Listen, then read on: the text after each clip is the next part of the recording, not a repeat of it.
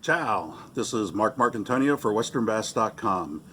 Today I want to talk about giving you some tips on how to optimize the tackle that you use for jerkbaits to make your jerkbait fishing a lot more successful. And one of the first things that I do is I start with the lure itself.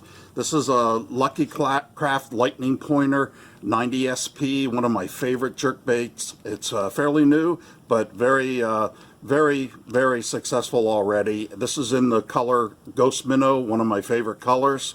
And I want to talk about two modifications that I make to this. So first of all, I changed the hooks, the stock hooks. The stock hooks are good hooks. They're very sharp and they're heavy, and they do the job. So you don't need to change them, but if you're a tournament angler like myself and want to get every bit of leverage you can in optimizing your tackle, I change out these hooks and I put on the Gamakatsu G-Force hooks that are a lighter wire.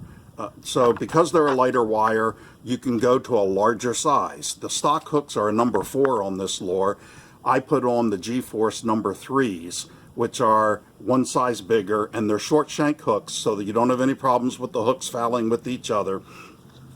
But they're a lighter wire and still strong, but a lighter wire. And because they're a lighter wire, it doesn't affect the balance or the weight of the lure, so the overall weight, so that it'll still work and give all the proper action that a jerkbait should have. So that's the first modification that I made.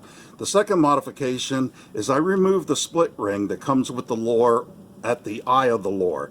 So what I like to do is I like to put a snap, a stainless steel snap, on the end of the lure, and I use the Gamakatsu G-Force tournament snaps, which are a great snap, very strong, and they allow you to quickly change the lure. But what I really like about it is the snap is a single wire thickness. It's not a double wire like a split ring, and that gives you a better swivel point, a much cleaner, smoother swivel point without cut ends of wire, doubled over wire, and it absorbs the shock better and it gives the lure a lot better action. It also lets you change lures if you want to change colors till you find out what's the best color pattern for the day. So let's talk a little bit about the rod and the reel as well. The rod, for years I've used a Lamiglas S-glass fiberglass rod, and you've heard a lot about fiberglass rods for any type of lure with treble hooks. And it's a good thing to use because fiberglass rods have a nice deep bend, a parabolic bend, and that parabolic bend is your friend to be able to help you keep from breaking your line and also keeping the fish from coming up and jumping and getting slack in your line that allows the weight of the lure to dislodge the treble hooks. So that's why glass has always been good. But the problem with glass is that it's heavy, and when you're using a jerkbait retrieve and you're constantly jerking the rod tip to be able to give that forward action to the lure, it causes your wrist to get sore, and a heavy rod causes your wrist to get sore quicker. So in the last 6 years, I've learned to use this Lamiglas graphite rod, and this particular graphite rod is, let me put it this way, is the Lamiglas XP705R, which is a excellent model because it is lightweight, gives you all the advantages of graphite, but it gives you the ability to get a real deep bend in the rod very easily. In fact, I kind of call this a hinged action. It's a little different than most rods because the tip is light enough that it casts the lure very easily, and when you're jerking the lure, it doesn't take a lot of effort to move the lure forward. But when a bass grabs the lure and stops it, it kind of bends at a deeper spot, a second spot, and that's why I call it kind of a hinged action. And so this deep bend, again, allows you to keep those big bass hooked up, and it allows the bass to take the lure deeply. Because the hooks are so sharp, you don't need a stiff rod to set the hook.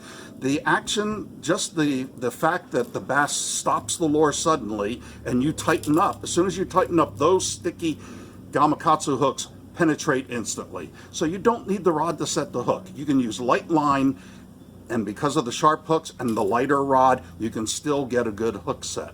So that's the key to having optimizing your tackle. The other thing that I do is I use a Shimano Core size 50 reel. It's the 50 MG7 7 ball, or MG, yeah, 7, and it's got 9 ball bearings.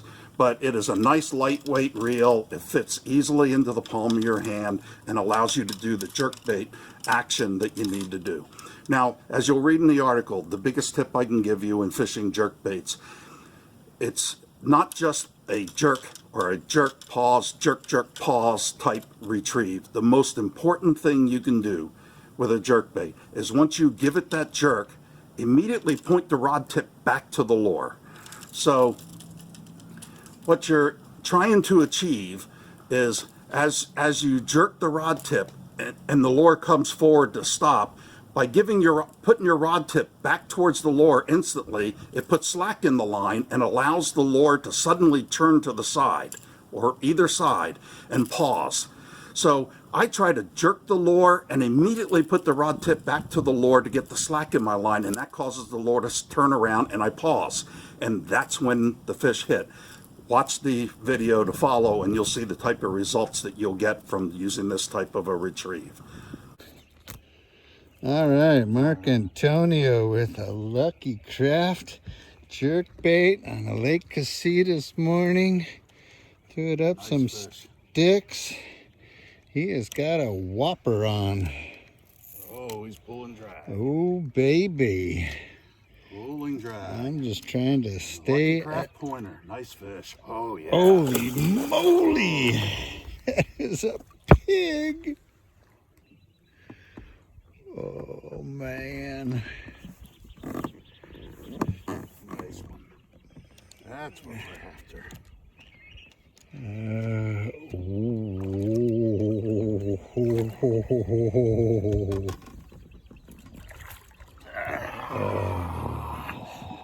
Yeah, baby.